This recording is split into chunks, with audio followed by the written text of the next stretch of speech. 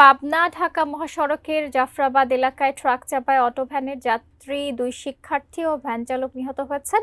আহত হয়েছেন আরো দুইজন। ঘটনাস্থলে রয়েছেন সহকর্মী রিজভী জয়। বিস্তারিত জানতে সরাসরি যুক্ত হচ্ছে তার সঙ্গে। রিজভী, এই যে দুর্ঘটনাটি কিভাবে ঘটলো জানতে পেরেছেন কিনা, এবং যারা আহত হয়েছেন তাদের কি অবস্থা, নিহতদের পরিচয় শনাক্ত করা গেছে কিনা, সব মিলিয়ে জানাবেন।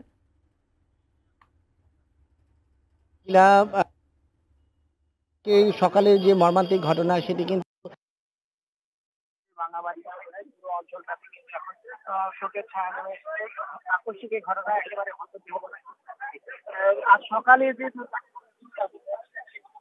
ওই যে মহাসড়কে ছোট ছোট বিভিন্ন ধরনের চলাচল করে এবং উচ্চ গতির যান এবং ছোট গতির যান সেগুলো কিন্তু আসলে একই সড়কে চলাচলের কারণে এই ধরনের দুর্ঘটনা কিন্তু প্রায় ঘটে। কিন্তু আজকে ঠিক তার ব্যতিক্রম নয়। সেই একই নিয়ন্ত্রণ রাখতে না পারার কারণে কিন্তু মানে ট্রাকের সামনে এই ছোট ইজি বাইকটি সেটি আসলে শিক্ষার্থী সহ যারা ছিলেন তারা কিন্তু আহত হয়েছেন। ইতিমধ্যে আসলে মরদেহ ঘটনাস্থল থেকে পুলিশ উদ্ধার করে স্বজনদের শিক্ষার্থী তার বাড়িতে সেখানে কিন্তু একেবারেই যে স্বজনদের আনাদারিতে বাতাস ভারী হয়ে উঠেছে। এলাকাবাসী প্রতিবেশী এমনকি শিক্ষক শিক্ষার্থী সবাই এসেছেন।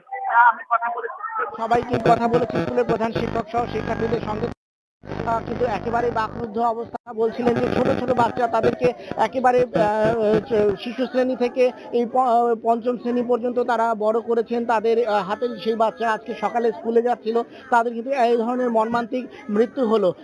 এই তোহার পাশাপাশি পার্শ্ববর্তী একই শ্রেণীর পঞ্চম শ্রেণীতে একই স্কুলের আরেকটি বাচ্চা, যেটি পার্শ্ববর্তী এলাকায় বাড়ি, তার নাম তাসনিয়া, সে মারা গিয়েছে। এর পাশাপাশি সে ভ্যান চালক আকরাম আলী, যার বয়স 56, তিনিও মারা গিয়েছেন। এর পাশাপাশি আরো দুজন শিক্ষার্থী কিন্তু আপনার সদর হাসপাতালে ভর্তি হয়েছেন। তার মধ্যে একজন শিশুর অবস্থা আশঙ্কাজনক, সে কিন্তু এখনো সংজ্ঞাহীন অবস্থায় রয়েছে। তো সব মিলে আসলে এই ছোট ছোট শিশুদের এমন মৃত্যুতে পুরো এলাকায় কিন্তু মানুষের মধ্যে শোকের ছায়া নেমে এসেছে। এবং এর পাশাপাশি সড়ক যোগাযোগ ব্যবস্থায় যে বিশৃঙ্খলা, মহাসড়কে যে বিভিন্ন ধরনের যান চলাচল এবং একই সাথে সেখানে স্পিড ব্রেকার না থাকা এবং একই লেনে বিভিন্ন ধরনের যানবাহন চলাচল, এই সমস্ত বিষয়গুলোকেই কিন্তু তারা দায়ী করেছেন। তো এই বিষয়গুলোকে দ্রুত আসলে একটি ব্যবস্থার মধ্যে, সুশৃঙ্খল ব্যবস্থার মধ্যে আনার জন্য কিন্তু তারা দাবি জানিয়েছেন।